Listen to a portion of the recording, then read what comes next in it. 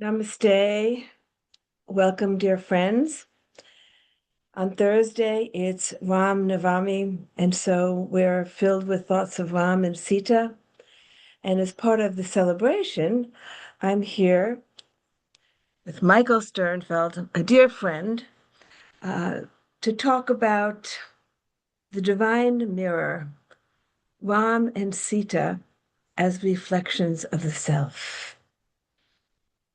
Increasingly, that's how I am thinking of Ram and Sita as reflections of the self. So we will delve into how that manifests and what that means.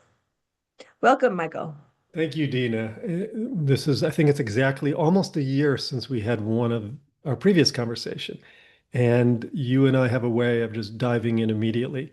And by the way, I noticed that that because of the difference in time, Ram Navami in parts of India is on Friday, the 27th, which is today. But in other places, it's on the 26th. So today is the 27th. We'll call this Ram Navami and or Navami. And yeah, it's a beautiful process that you've been embarked on with Untold Story of Sita, and now your newest book, Sita's Yoga. And what I've been feeling more and more, it's not only just Sita or just Ram, it's the dynamic interplay between the two. And I know you beautifully went into that in the Untold Story of Sita, particularly at the end.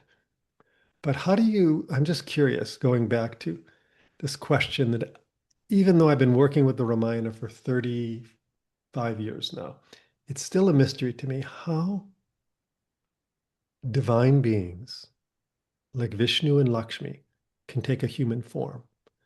And the juxtaposition of their divinity and their humanness is something that I think you've put a lot of attention on. I'm just curious what your thoughts are on that. In Sita's yoga, I delve much more deeply into the teachings of Sita. And very early on in the second chapter, when the narrator discovers who Sita is, she just thinks of her as a wise rishi, which discovers who Mm, she mhm, Sita's attendant Soma comes to her and reveals the reality of Sita. But then she says to her, Sita did not take birth to reveal who she is, but to reveal who you are. mm. And increasingly, all of Sita's teachings come down to that one question, who we are. I got a So, little chill when you said that. That like you nailed it right there. yeah, we are all reflections of the divine. Mm, So the difference is that we are not awake and they are awake to the reality. mm, And even if we are partially awake, that's only a partial. We have mm, moments of, oh, intellectually we say, yes, we know we're part of the divine, but do we really know it? Do we live mm, with that consciousness, in that consciousness that we are manifestations of the divine? And that's bottom line what they come to help us do. mm. And that really, when I do my daily prayers and meditate, I know you and I both meditate a lot. And at the end of my meditation, I always set a sankalpa for the day, an intention. And really, this sankalpa has been for many, many years, is the living presence of Ram. For years and years and years, it was the living presence of Ram in my heart. Now it's especially during the Sita's Gems project, which we worked on together, Sita became emergent. That's how we met through the Sita's Gems project. So now it's both the living presence of Sita in my heart and the living presence of Ram. And more now, the interplay, the lila, the interplay is the right word between Ram and Sita, because on one level they're separate, on another level they're unified. That's what I uncover more and more as I put my attention on it. Yeah, there's also when Soma's describing the reality of uh, after Sita, and then the narrator says, then who is Ram? And she describes Ram. And then Mm, she says, to watch them dance and play together in the cosmos is the ultimate joy. And mm, I think that is our goal. We not only just watch them dance and do their cosmic dance together, become part of it. We get absorbed mm, into it. And so, that is we enter their being. We Mm, become one with them. And there are moments in the book where that's described more in more detail mm, of that being. That's what we all aspire for. That's what we yearn for. mm. Yeah, I mean, this morning, as long as what I love about, your books, Untold Story of Sita, which I've told you, has touched me very deeply when I read it. It's so experiential. And I can't comment on, you know, who you were, when you were, how you were, but I know that the reading of the book resonated with authenticity. But more important, just like you said, that's coming from a discriminating intellect. But on the level of my heart, I was moved to tears multiple times. That's the greatest barometer, how it touched me. Meaning, instead of not how Sita shall appear, but how she's living through me.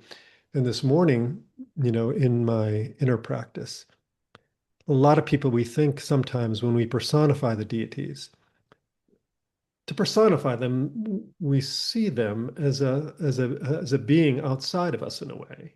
I mean, and that's okay. It's because when we look at a murti or a statue, or we bow and we make offerings, and there's a presence there.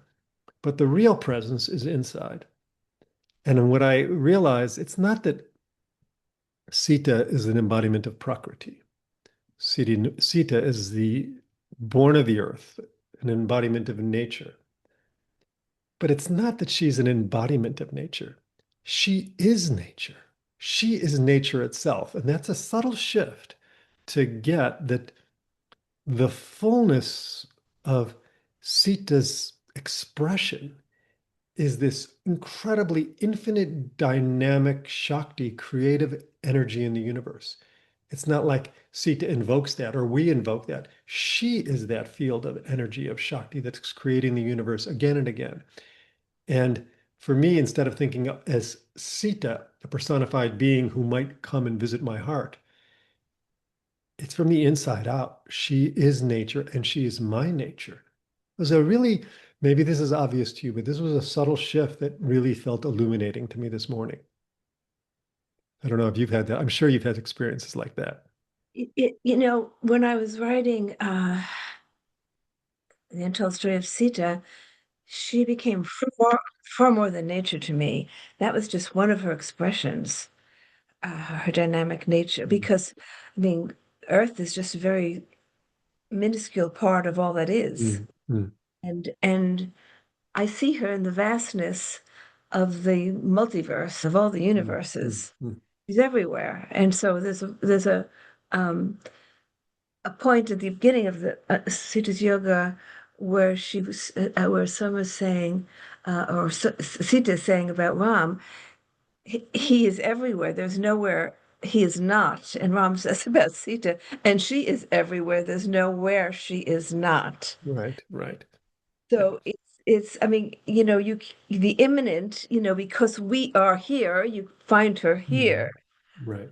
Then when you become everywhere, you find her everywhere. Yeah. And I wasn't, when I said nature, nature is the universal nature, the multi-universe. I was referring to that, although on a localized level, yes, we experience her as mother. Localize them because, Yeah. we are where we are in these Mm. bodies. It Yes. begins there, but then it expands. Speaking of which, I'm a somatic practitioner as well. Have had two parallel careers. One is Ramayana for 35 years, and the other is a somatic practitioner working with the embodiment process, which is the nature. And more, I've come back, and this was actually the roots when I did my graduate work at Maharishi International University here in Fairfield. The roots of how I approached embodiment was very different. Most somatic work now is trauma informed. You're working on healing trauma.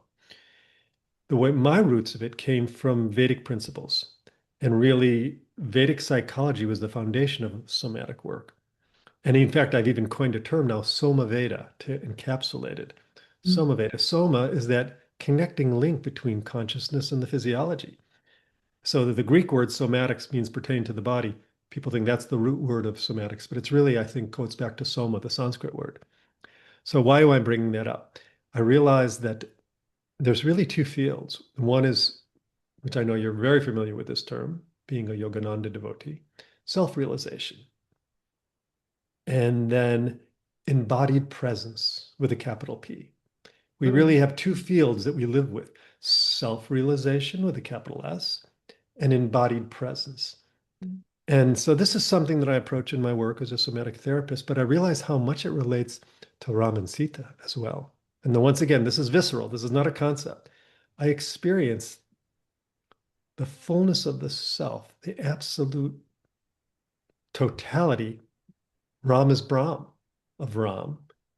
And for me, at least, Sita is more that embodied presence, which is the creative impulse of the absolute manifesting. And I hold it like a dual awareness there between the self and its expressions. For me, maybe this isn't as this is meaningful to me in terms of its relationship between self-realization and embodied presence. I'm curious, from just from your standpoint, because I know you grew up with the whole self-realization fellowship.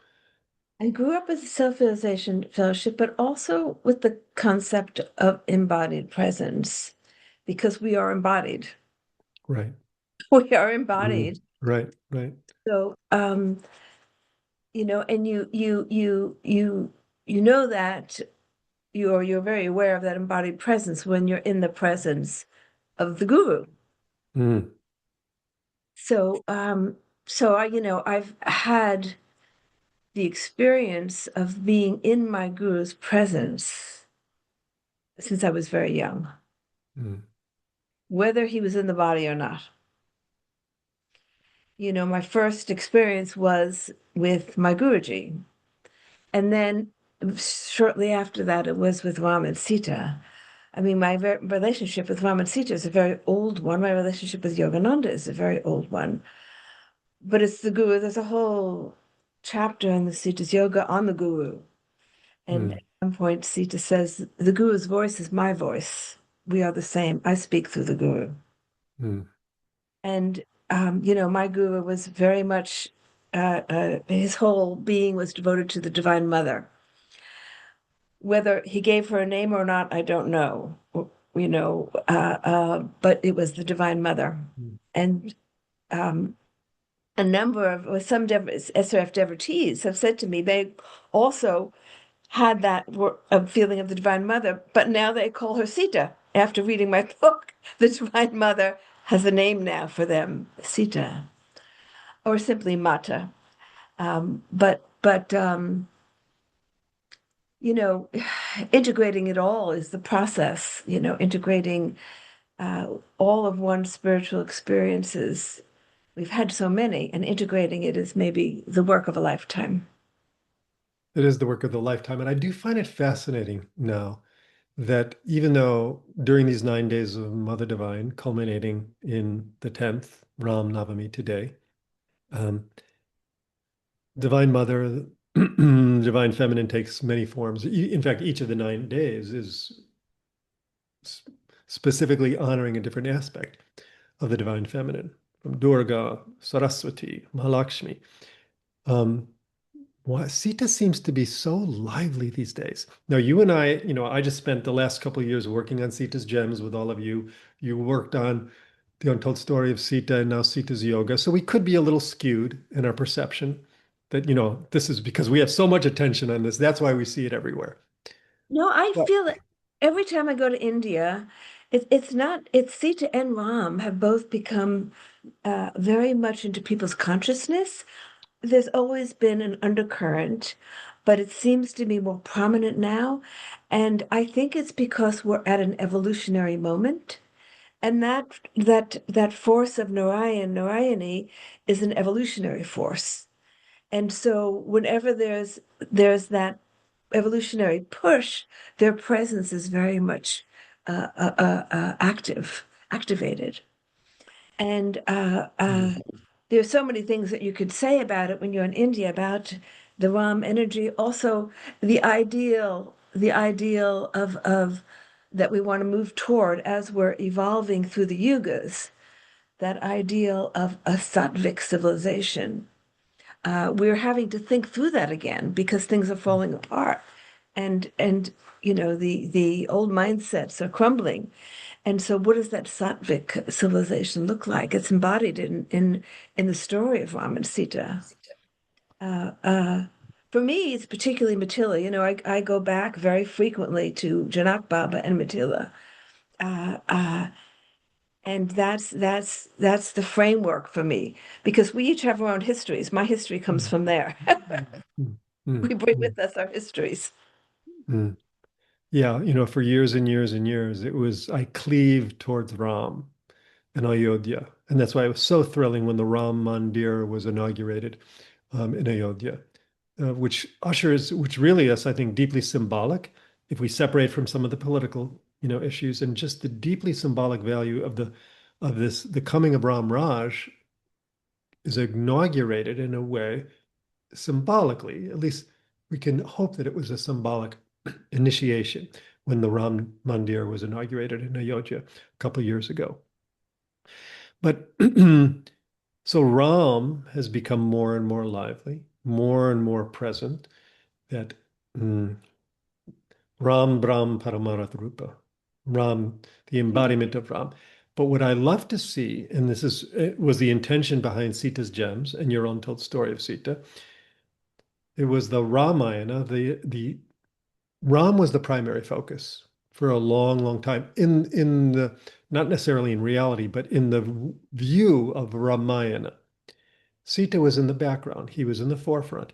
What I see is Sita's role coming out of the background into the forefront, where Ram and Sita now are equal co-creators. They were a they were a dynamic duo that came to Earth for a dynamic purpose and partnership. That's what I see as this equalization of their qualities of energy, which is the way it always really was, which is what you brought out in Untold Story of Sita. But now I feel it's become lively um, in the mainstream. People are more and more going, yes, Sita has agency, Sita has power, Sita has this full expression. Sita was the equal co-creator. And the beauty of the end of Untold Story is when you revealed what really their purpose was, which was the spreading of this love in partnership and or love created through partnership. Maybe you can. I'm trying to paraphrase it a little bit. Well, it's interesting because people in India call Untold Story of Sita Sitayan. And, Yeah, yeah, and as yeah, much as I said, well, the book's called The Untold Story of Sita, it's Sitayan. yeah, yeah. And we called Sita's Gems Sitayanas. We called it Sitayana. We both created these Sitayanas. Yeah, I think that's a fantastic, title. But I mean, clearly, well, it's because we're moving into a new era that a lot of the shackles are being thrown off, and Mm, and we're able to see things more clearly, and we're able to mm, see, the reality of Sita and Ram more clearly. And for some people, Ram will be the great Maharaja, Sita will be, who she was in that incarnation. Um, but for me, that's just such a small portion of who they are. mm, And I think of their universal reality. mm, And that's where these two books have led me. mm, I mean, and it comes out more strongly maybe in Sita's yoga with the teachings that she gives.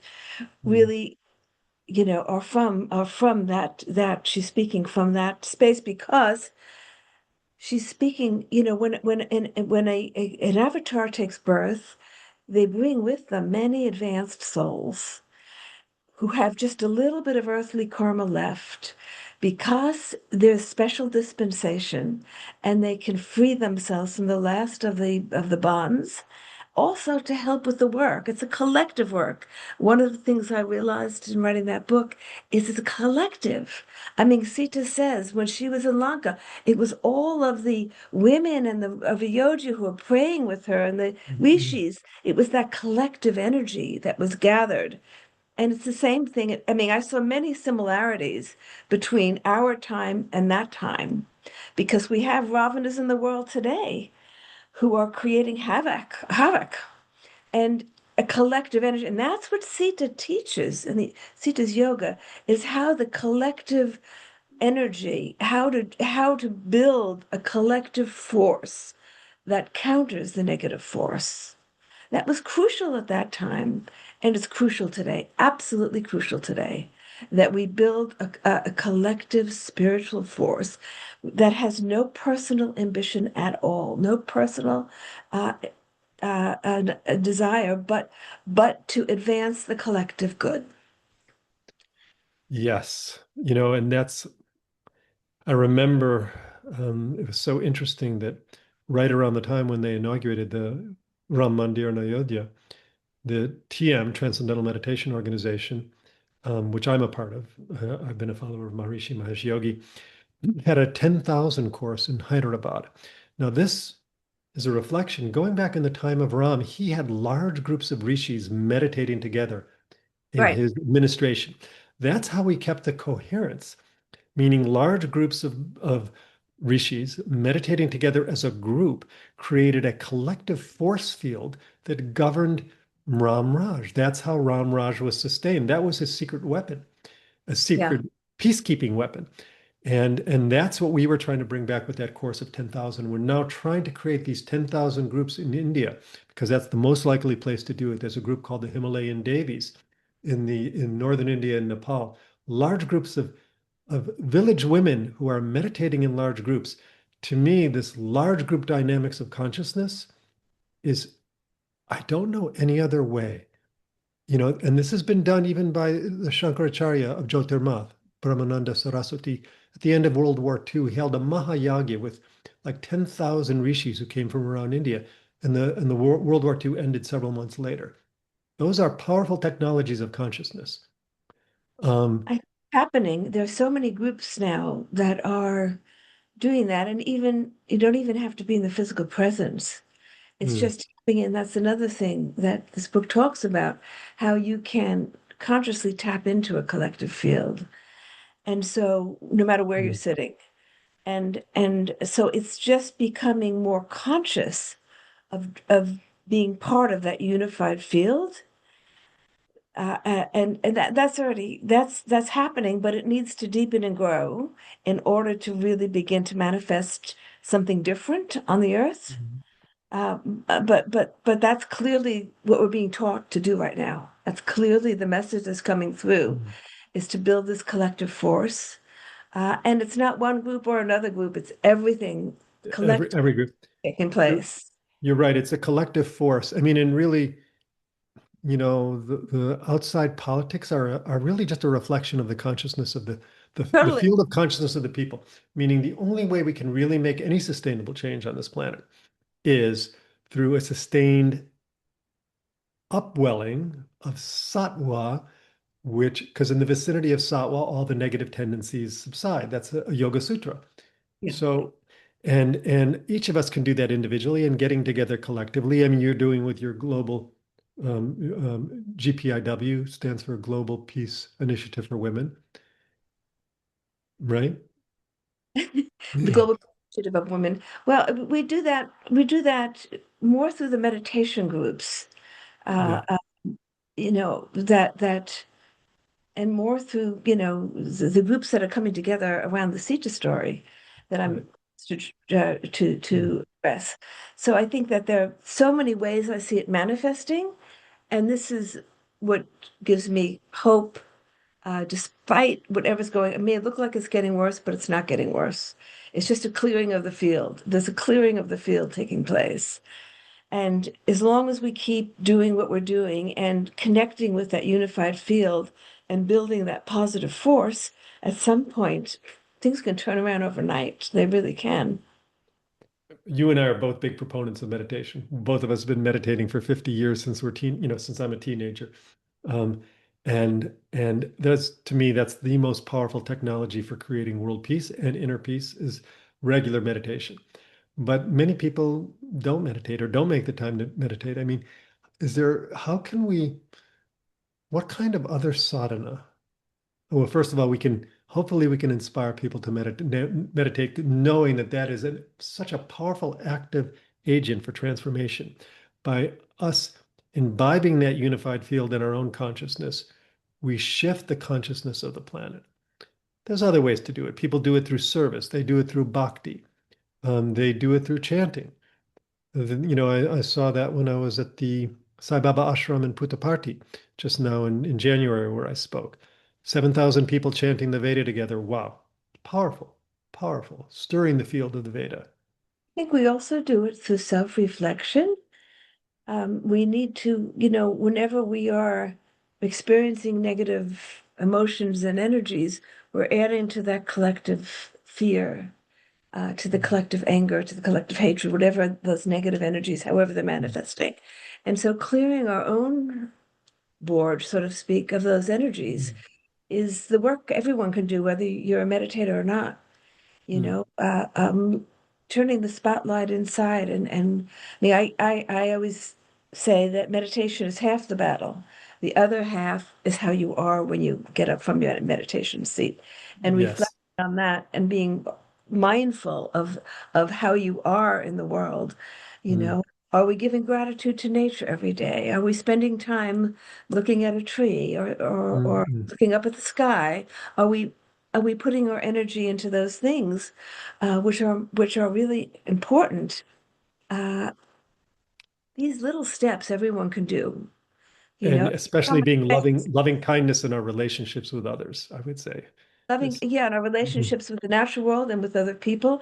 It's just mm, being, because then we're tapping in to that part of us that's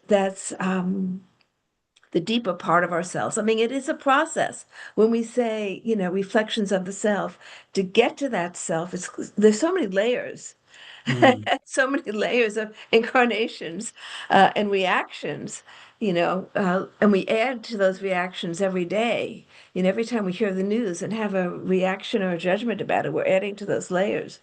So, I mean, the more we can keep Ram or Sita in our consciousness, then we're getting to the part of us beneath those reactions, deeper than those reactions. Those That's reactions are not us, really, they're habits. really well said in terms of, because that's going back full circle to the title of our talk, The Divine Mirror, is how Ram and Sita become mirrors to these layers of ourselves and how we can purify these layers of ourselves. And I love one phrase you said that there's Ram and Sita are the full expression of this collective wholeness, wholeness on the move. And yet the collective fear, you could really define Ravana as collective fear, Anger, collective and anger anger, and separation greed. Greed is and a big greed. greed Yeah. is a big one. Greed. But all those fear is born of duality, meaning they have duality, they're separate from themselves. Ravana was not connected to wholeness. He was at one time, and he separated from wholeness. And then that fear, which fear produces greed, anger, all those emotions are born of that separation from the self. So, that gives a kind of solution in some ways of the seeing Ravana, because one of the bullet points we were going to talk about was how do we deal with these Ravana-like people in our lives and in the world around us? And maybe the only way is increasing the light within ourselves. I mean, I that's the most important way. Of course, there are many things that one can do, but the mhm. most important way is is being mindful and increasing the goodwill, the generosity. I mean, there are many aspects to it, and so each chapter of the book is a different aspect of yoga of forgiveness, the yoga of generosity, the yoga of selfless action. There are many, many ways in our daily life that we can behave in such a way that increases the light. And Can you give a specific example of one of those just that you just mentioned, just specific practice maybe that comes up from? One thing that so the chapter on the yoga of generosity, where Sita says that there is no scarcity. It's greed that creates scarcity. And Mm, how do you counter scarcity? How do you counter greed? But by generosity. mm, So if there are, and we see in our world today, people excessive greed, right? And excessive greed that's held up as an aspiration, mm, as something we aspire to live like people who live with that kind of excessive wealth. And so how do you counter that, right? mm, By becoming a generous person. And in the book, it's not just about money. It's about time. It's about love. It's about attention, generosity. There are many, many ways to express generosity. Uh, uh, but to counter that greed is through generosity. So we're facing a problem on our planet now, right? mm, Where greed is destroying the planet, actually, this mm, consumptive society we have. So each person has to find their way of mm, expressing the opposite, which is generosity. And it mm, has innumerable expressions. mm. So it's almost the generosity becomes a bit behavioral rasayana in a way, something to practice, like daily, you It's something to know, practice. Yeah, yeah. I mean, just like forgiveness is a daily practice. Uh, uh, uh, and because this world is composed of opposites, right? right. And but it has to always be in balance. There's always going to be polarization, light and darkness, day and night. It's just that's as long as there's manifestation, that's going to be. But at Absolutely. times, the negative forces get stronger. At times, they're weaker. And I think in the higher yugas, they're clearly a weaker Mm, force. In the lower yugas, they're more prominent, right? yeah. More people are subjected to them. So we each have our work to do because, how do you change the collective? I mean, this is like, it's a known thing. You change yourself, and you're beginning to change the collective. Yeah. I mean, ultimately, that's why I love the Bhagavad Gita. Yogastha kuru karmani, established in being, established in the self, perform actions, perform karmas. We have to be established in that self. The only way I found that's really productive over a long time is meditation and then cultivating the connection between the field of action. That's why I'm interested in somatic therapy, that embodied presence. Embodied presence is also how your presence in the world, which inherent in that, of course, is how you act in the world. And there's steps in between there, between that fullness of the self and then letting it matriculate into your field of action. And it is true, many of those stresses or little traumas from our upbringing, past lives, create a filter that distorts that natural impulse of the light. Meaning, the impulse to maybe there's a natural impulse to be generous, but then there's a fear if I, something stored in your chit, that if you give too much, I won't have enough. That was some experience in some past life or this life. So those need to be purified. Those things need to be through self-awareness, self-inquiry, meditation. I find somatic practices to be quite helpful too, as well. Um, but so that's my take on this. There's a architecture of how to move from the field of being out into the field of action, preserving at each step of the way without distortion. And that's an art form. It's an art form, the art of living, really, essentially. Yeah. And it takes sometimes lifetimes to cultivate that. But one question that I wanted to explore with you, just because, especially in Untold Story of Sita, the love between Ram and Sita was so beautiful, especially the way you captured it at the end of the story. Very touching. How do you see all of us are looking for our beloved, the beloved, whether it's God, um, a significant other, our family? what would you say the nature of the relationship between Ram and Sita?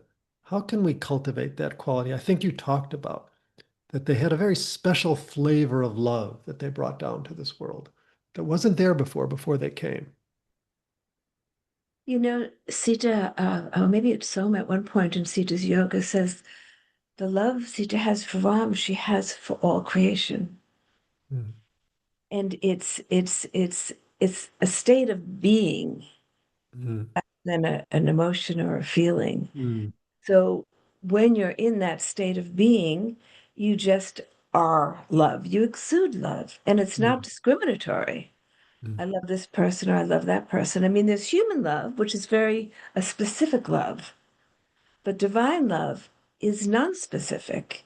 It's inclusionary. It's a state of being for all. I mean, just like the divine. I mean, does the divine source love Ravana less than anyone else?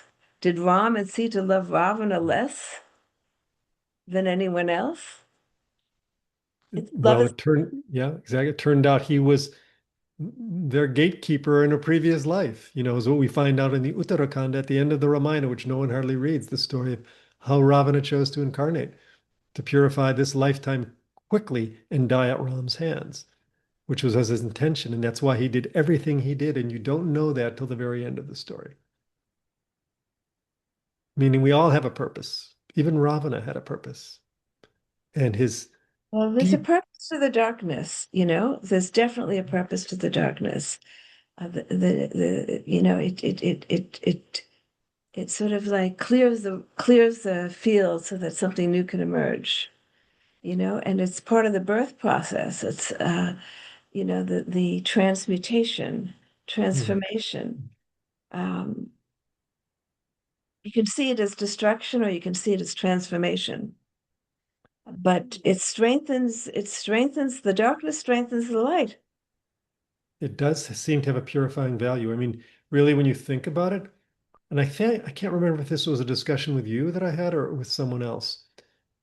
I mean, if Ravana had listened to his wise advisors and just given back Sita, his father Malyavan, Kumbhakarna, they all said, you did not do this in the proper order and sequence, and you should give Sita back. If he had given Sita back earlier, before the Great War and the Great Purification, which you could see it as, the Rakshasas would have dominated on the planet. They were growing very, very strong. And there was a fundamental phase transition that Ravana held on for as long as he did, which forced Ram's hand that there had to be this complete war and this complete destruction to really pull up the seeds of those dark forces of nature. And that really changed the trends of time. I mean, this is speculating now. Maybe you can speculate on it. What would have happened had the Rakshasas stayed strong? This changed the trends of time in a more sattvic direction, perhaps setting the stage for what's been prophesied for a long time, this golden age, this mini Sat Yuga within Kali Yuga, which, many great seers have prophesied that this was going to happen again.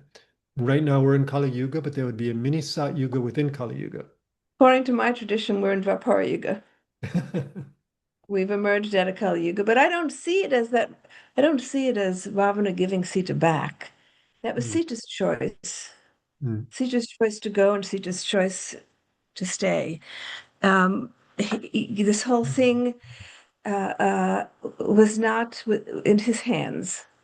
mm, And so it wasn't as simple as saying, okay, Sita, you can leave now. mm. You Right. know? She had a purpose for going there. Clearly, you're right. There's Yeah. two. Yeah. And the it was a declining era, a Treta Yuga, a high era, but a declining time where spiritual perceptions were weakening and personal desire or the Mm, individual the concept of the individual was strengthening. And what Ravana and the Rakshasas did is inserted certain things into the collective, certain traits that led to the continual decline from Treta Yuga into Dwapara Yuga. So there was a role in that because the yugas continue on, Mm. and that was necessary for evolution. It's like cycle, but spirals, really. It was part of the evolutionary process. There was a role for that, but there Mm. wasn't a role for them to dominate the Sita, the collective, and many of the stories in the Sita's yoga are what happened to that collective after Ravana was gone. It was not Mm. simply the end of it. Right. There were many people, many ones who followed had some of the same traits as Ravana in terms of desire for personal things instead of, in other words, it was moving from a collective conscious to more individual needs. We know that in the historical, as civilization moved on, and so there was a decline in spiritual perception, but an advance of material manifestation, focus on the Mm. material, and Which we're Ra part of that. and we're seeing that again big time right now. I mean, maybe that's a good to bring it around full circle to see, we've talked about our personal responsibility through self-inquiry and deep meditation, creating a shift in the collective, this beautiful dynamic, this lila between Ram and Sita. But now, as we move forward in our current world situation, where we see prevalence of greed, power, denigration of nature, I mean, these are challenging times, but there's been many challenging times before. I recognize that. But somehow it seems that it's at a fulcrum where, as you said, just like there's a principle in paint, you can make white whiter by putting in a drop of black ink, meaning this dark forces can make the light stronger. That's, I don't know if it's wishful thinking, but it's my deep hope that this rise of these darker forces right now are purification instigator to make the light stronger. So we really do see a return of, I'd rather call it Sita Ramraj, because that was the name Ram took after Sita left, returned to Mother Earth. So, you and I have slightly different interpretations. How can we align ourselves to usher in this next stage? I think that there are many people. We see early signs of it. We do see Mm. many early signs of it. It's just there's a battle going on right Mm. now. But I think at the end of this, something more positive will emerge. Uh, and as so many have said, the next civilization will be an eco civilization or no civilization at all. I vote Mm. for the eco civilization. I think Mm. we're moving in that direction. Mm. Mm. So I think so many more people are conscious and mindful of all these things that we've talked about, and with all the ways that we can share Mm. it through online Mm. ways and groups coming to. I mean, there's just so much more going on spiritually than there was 50 years ago. You and I know that because we've been Mm. around for a long time. There's much more Yeah. going on now than earlier, and all that at some point um, will will will really begin to manifest something different. I Mm. think this is probably a good place for us to end. How we can all help manifest that something different by keeping Ram and Sita in our consciousness and living more mindfully, being Mm. mindful of how we are day to day. And that is actually, the last phrase of what you said. Maybe one more key point to bring up is divine mirror. That's the title. How can we hold Ram, Sita? I'll add in Hanuman as well. Our big trio of Ramayana presence. how can we hold them as guides?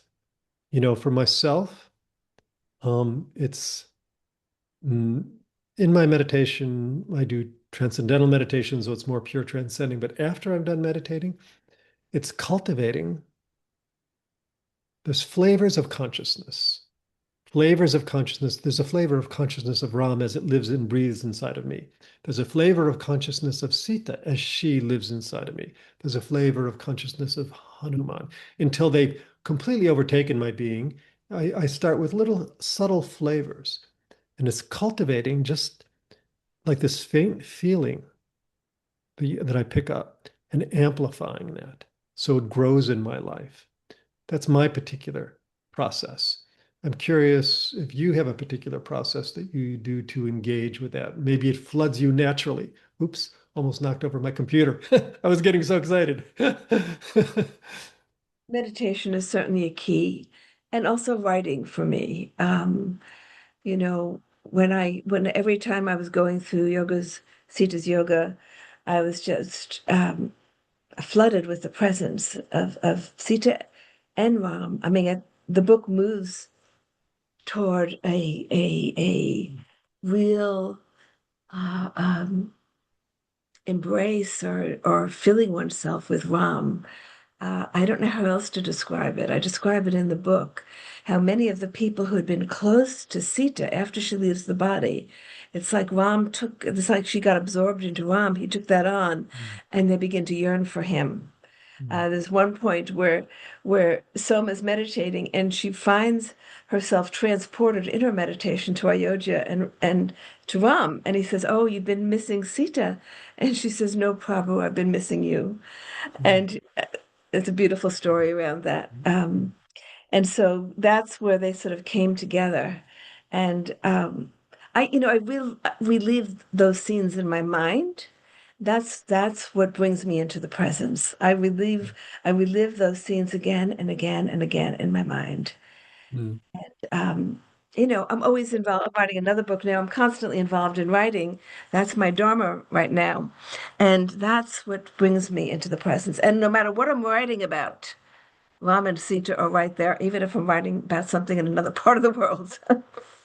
I think that's a beautiful sadhana for you. I think it's good that we both shared our personal because everyone finds their own path. But at And least every, these are the yeah. two. This is what I'm doing. So I hope we've covered the full range and answered some of our questions on a practical thing, whether you're watching this on Facebook or YouTube.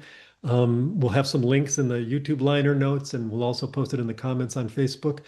So you can learn more about I'm going to give a little plug for Untold Story of Sita, and especially Dena's newest book, Sita's Yoga, and also the Sita's Gems project that myself and 12 other women wisdom leaders, I was the only male to help steward it along, to tell our own version of the Sita and to reframe the entire Ramayana through Sita's eyes, in which Sita and Dena did three beautiful commentaries as part of that project.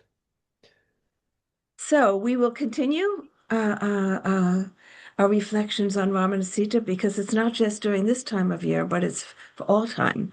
So we will work toward another one of these conversations. And in the meantime, everyone be well and Ram Ram. Jai Sita Sita, Ram. Jai Sitaram. Jai Sita Ram.